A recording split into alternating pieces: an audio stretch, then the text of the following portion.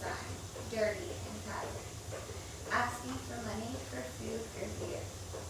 To most, he's invisible, but to me, I see the suffering in his eyes, and I recognize the absence of hope in his day-to-day life.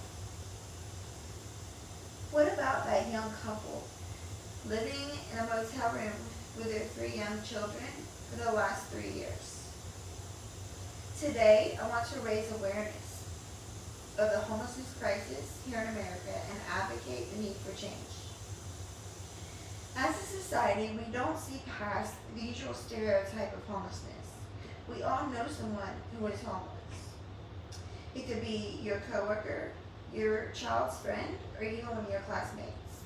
Homelessness is endured agony to the people who are experiencing it, and it puts a strain on our country as a whole.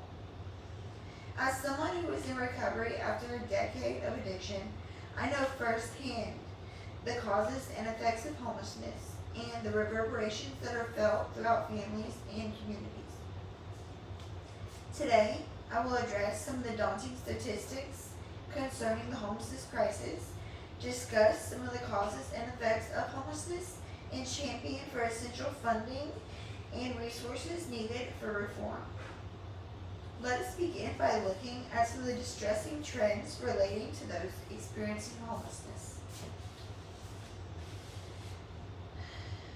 The 2023 State of Homelessness Survey done by the National Alliance to End Homelessness found that 582,462 individuals are currently homeless in the United States. That calculates to about 18 out of every 10,000 Americans. 6% are vets, 5% are unaccompanied youth. Florida alone has 25,959 homeless individuals. That's the third highest in the country.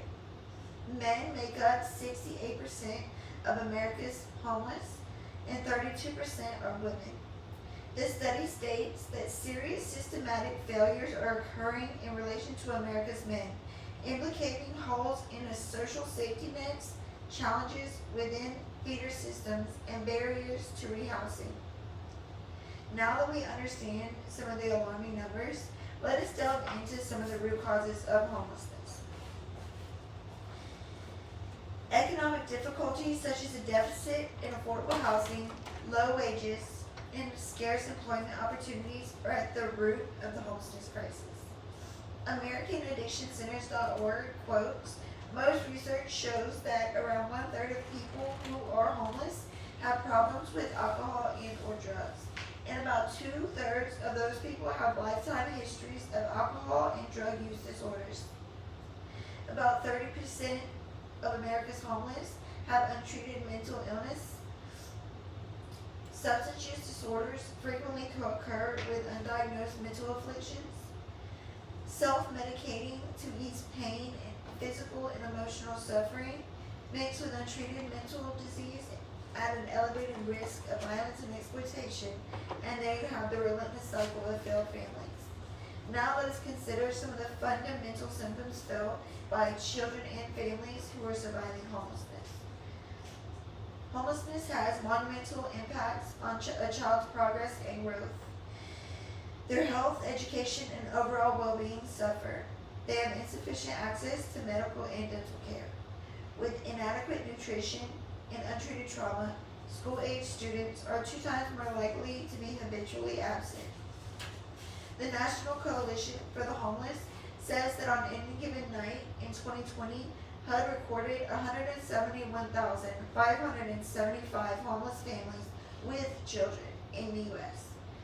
So no one can refuse the critical demand for revision, but there are actions that should be taken so that the homeless Americans can begin to secure shelter and obtain the necessities of safe living conditions. In 2022, President Biden proposed a federal budget that allocates $8.732 billion in federal funding to homelessness assistance programs in the year 2023, according to the U.S. Interagency Council on Homelessness. We've been digging ourselves into this situation for 40 years, and it's likely going to take us 40 years to get out, says Eric Tars, legal director at the National Homeless Law Center. The U.S. Government Accountability Office reports that the U.S. Interagency Council on Homelessness coordinates the federal response to homelessness, and that they have developed a strategic plan to end veteran and chronic homelessness. But what about that single mother and her infant living in their car? Or that same young family still paying $500 a week for a small derelict motel room? Or the recovering addict with a felony record who cannot pass a rental application? Now we have educated ourselves about the current state of homelessness in our country, learned some of the main causes and features of homelessness, and reviewed some policy changes that are being proposed to help eradicate homelessness. So I ask that you recognize the need for immediate adjustment in federal financing and support to improve homelessness emergencies in America, and that you champion on behalf of those who remain invisible.